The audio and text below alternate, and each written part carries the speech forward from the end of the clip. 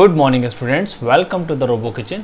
Last session में हमने ये देखा था कि किस तरीके से एक एलईडी लाइट को हम एनालॉग आउटपुट पिन की तरह भी यूज़ कर सकते हैं और उसकी जो लाइट की जो इंटेंसिटी है वो किस तरीके से कंट्रोल्ड होगी आपकी पोटेंशियोमीटर पे। इसके बाद हमने एक और वीडियो किया था दोस्तों, जिसमें हमने ये देखा था कि विदाउट पोटेंशियोमीटर भी किस तरीके से एक एलईडी को हम फेडिंग एलईडी लाइट की तरह ऑटोमेटिकली उसकी जो इंटेंसिटी है उसको मिनिमम से मैक्सिमम तक हम कर सकते हैं यूजिंग प्रोग्रामिंग।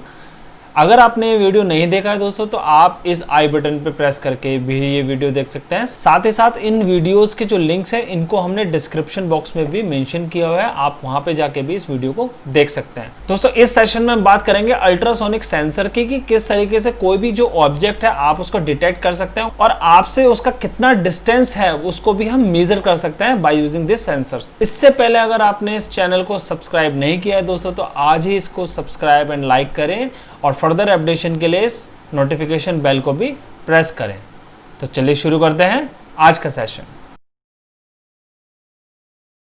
तो चलिए बात करते हैं इसके कंपोनेंट्स के बारे में। जो सबसे पहला कंपोनेंट है वो है आपका आर्डिनो बोर्ड और ये करीबन 350 रुपीज में आपको मिल जाएगा। इसके अलावा जो हम अल्ट्रासोनिक सेंसर यूज कर रहे हैं दैट इज HCSR04 यूज कर रहे हैं और ये 4 पिन अल्ट्रासोनिक सेंसर है।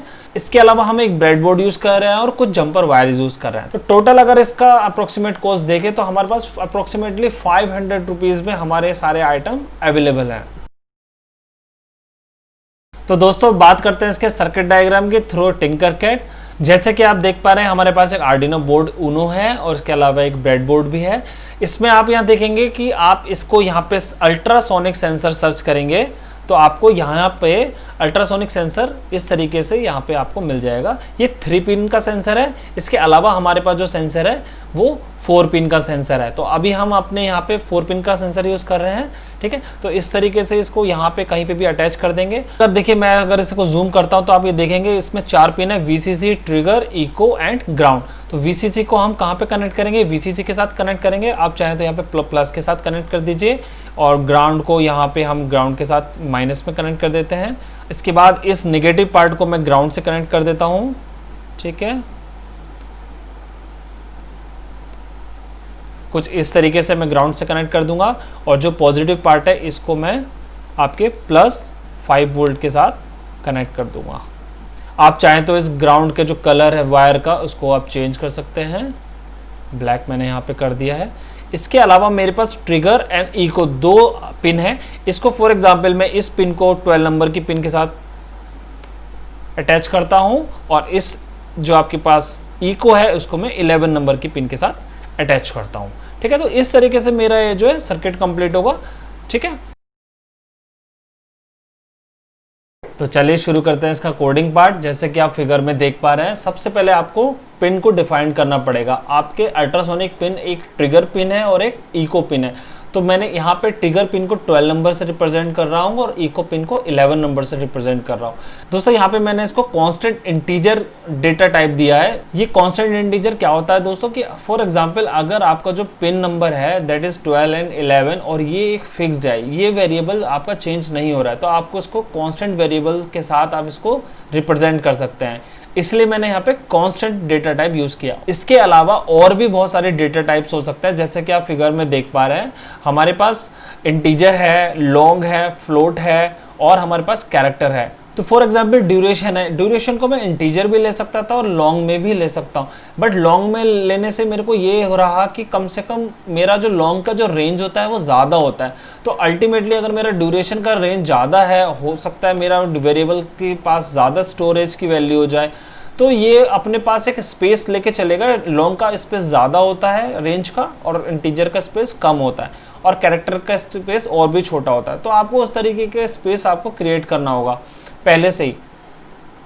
इसी तरीके से मैंने डिस्टेंस इन सेंटीमीटर का एक वेरिएबल नाम लिया है जिसको मैंने इंटीजर से शो किया है और डिस्टेंस इंच जो होती है उसको भी मैंने एक इंटीजर डेटा टाइप लिया है। इसके बाद मैं वॉइड सेटअप की बात करता हूँ। वॉइड सेटअप में सबसे पहले मुझे इनपुट और आउटपुट देखना पड़ेगा कि क्या मेरा इनपुट है और क्या मेरे पास आउटपुट है। तो डेफिनेटली मेरे पास जो ट्रिगर पिन है वो मेरा एज ए आउटपुट का काम करेगा और यहाँ पे इको पिन मेरा इनपुट का काम करेगा, क्योंकि जो ट्रिगर पिन है उससे मेरा साउंड वेव प्रोपेगेट हो रहा है, ट्रांसमिट के थ्रू, और जब इको पिन यानी इको सिग्नल जो मेरा आ रहा है वो रिसीव किस पे हो रहा है, इको सिग्नल पे आ रहा है, तो उसके लिए एक इनपुट सिग्नल मेरा बनेगा वो, ठीक है। इसके अलावा सीरियल डॉट बिगिन 9600, या मैंने आपको ऑलरेडी आपको लास्ट क्लास में बता दिया था कि इसका क्या पर्पस होता है, इसको सिंक्रोनाइजेशन प्रोवाइड कराने के लिए होता है। अगर आपने इसके बारे में और डिटेल्स में जाना है तो हमारा इस वीडियो का आप क्लिक करके देख सकते हैं। अब बात करते हैं इसके वॉइड लूप की। वॉइड लूप में सबसे पहले मुझको क्या करना होगा, सबसे पहले मुझको एक पल्स ट्रिगर को जनरेट करना होगा। उसके लिए सबसे पहले मुझे उसको लो रखना होगा सिग्नल को। तो लो करने के लिए सबसे पहले मैंने यहाँ पे कमांड दिया डिजिटल राइट ट्रिगर पिन मेरा लो हो जाए, यानी अब जो आपका पिन है वो जस्ट लो पे है।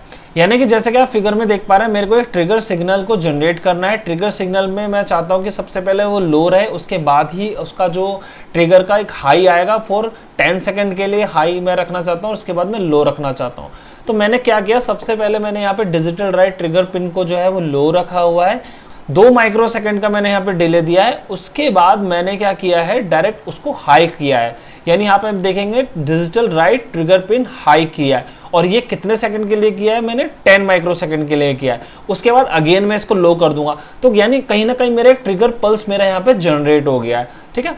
इसके बाद मैं यहाँ पे देखूंगा कि जो मेरा इको पिन से मेरे पास आ रहा है डेटा वो किस तरीके से है। तो ड्यूरेशन मेरा क्या बनेगा, कितना टोटल ड्यूरेशन बनेगा, तो टोटल ड्यूरेशन मेरा क्या बनेगा, आपका ट्रांसमिट मेरा जाएगा, उसके बाद वहां से वापस आएगा। तो मैंने उस तरीके से देखना है कि जो भी मेरा यहाँ पे ड्यूरेशन बन रहा है, जो टोटल ड्यूरेशन बन रहा है, जो टाइम बन रहा है, वो मैं यहाँ पे कैलकुलेट कर रहा हूँ। इसके लिए मेरे पास एक कमांड है, पल्स इन कमांड है, जिसको बाद में इको पिन इनटू हाई। तो कितने टाइम तक मेरा जो इको पिन है वो हाई रहा है, यानी मेरे पास जो सिग्नल जो आया है इको का वो कब तक मेरा हाई रहा है, तो वो ड्यूरेशन मैं कैलकुलेट कर लूंगा। इसके बाद मैं इसका डिस्टेंस का फॉर्मूला लगाऊंगा। डिस्टेंस का जैसे कि मैंने आपको पहले ही ऑलरेडी फॉर्मूला बता दिया है। इसके बाद मैंने यहाँ पे डिस्टेंस इन इंचेस का फॉर्मूला लगा दिया है। उसके बाद मैं यहाँ पे सीरियल प्रिंट का देखूंगा कि मेरा सीरियल मॉनिटर में क्या क्या है। सबसे पहले मेरे पास डिस्टेंस का एक वर्ड है, उसके बाद मेरे पास डिस्टेंस सेंटीमीटर में क्या वैल्यू आ रही है वो आएगा। इसके बाद मैं सेंटीमीटर का जो यूनिट है वो डिस्प्ले करना चाहता हूँ। इसके बाद डिस्टेंस इन इंचेस में जो भी आपको यहाँ पे राइट करना है और कौन सी वैल्यू आपको कॉल करनी है वो यहाँ पे लिख सकते हैं। इसके बाद मैंने यहाँ पे डिले 1 सेकंड का दिया, यानी हर एक रिजल्ट मेरे को 1 सेकंड बाद मुझको मिले। तो चलिए शुरू करते हैं इसका हार्डवेयर इम्प्लीमेंटेशन। जैसे कि आप फिगर में देख पा रहे हैं कि हमारे पास ये जो आर्डिनो मॉडल है इसमें हमने 12 नंबर पिन और 11 नंबर पिन पे 2 जंपर वायर्स ऐड किए हैं। इसके अलावा एक हमने यहाँ पे ग्राउंड पे और 5 वोल्टेज वाली पिन पे आपके जंपर वायर अटैच किए हैं। तो आप ये देख सकते हैं कि ये हमारा VCC है, ये हमारा ग्राउंड है, और इसके अलावा ये हमारा ट्रिग पिन है और ये हमारा इको पिन है। तो इस तरीके से हम इसको इस तरीके से लगा देंगे, यानी आप देखेंगे कि ये हमारे यहाँ पे जो हमारा सबसे राइट मोस्ट पार्ट है वो हमारा ग्राउंड पिन है। तो ग्राउंड पिन को हम अपने ग्राउंड पिन के साथ करेंगे। जैसा कि आप देख रहे हैं कि हमारे पास जो ये वाला वायर है ये ग्राउंड पिन के साथ अटैच है, तो हम इसको ग्राउंड पिन के साथ अटैच कर देंगे लाइक दिस वन। और इसी तरीके से हमारे पास जो ये VCC प्लस 5 वोल्टेज का पिन है इसको हम इसके लेफ्ट मोस्ट पार्ट पे अटैच कर देंगे। इसके बाद हमने जो 12 नंबर पिन लिया है वो हमने इसका ट्रिग सर्किट में लिया है।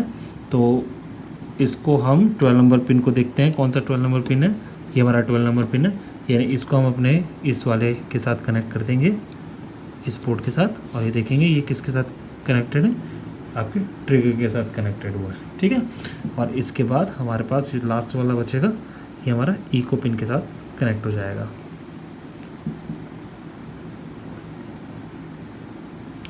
ठीक है, लाइक दिस वन।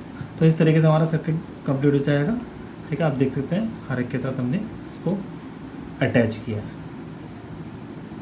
तो जैसे मैंने यहाँ पे प्लग इन किया, और सबसे पहले मुझको यहाँ क्या करना पड़ेगा, वेरीफाई करना पड़ेगा। मैं वेरीफाई करके देख लेता हूँ कि मेरा कंपाइलिंग डन है। जैसे ही मैंने यहाँ पे इसको अपलोड किया आपके आर्डिनो में, तो आप यहाँ से देख सकते हैं डिस्टेंस, यानी इसका ये मतलब है कि 67 सेंटीमीटर फार एक हमारा ऑब्जेक्ट जो है वो इसको डिटेक्ट हो रहा है। अब फॉर एग्जांपल मैं कोई भी एक पर्टिकुलर ऑब्जेक्ट है इसको इसके सामने ही इस तरीके से रखता हूं, तो आप यहाँ देखेंगे इसका जो वैल्यू है वो चेंज हो जाएगा, देखिए अब आप देखिए जैसे जैसे मैं इस ऑब्जेक्ट को इसके पास लाऊंगा, इसका जो डिस्टेंस है वो भी कम होता जा रहा है, यानी 7 सेंटीमीटर या 6 सेंटीमीटर तक आ गया। और अगर मैं इंचेस में बात करूं तो 2 इंच आ गया।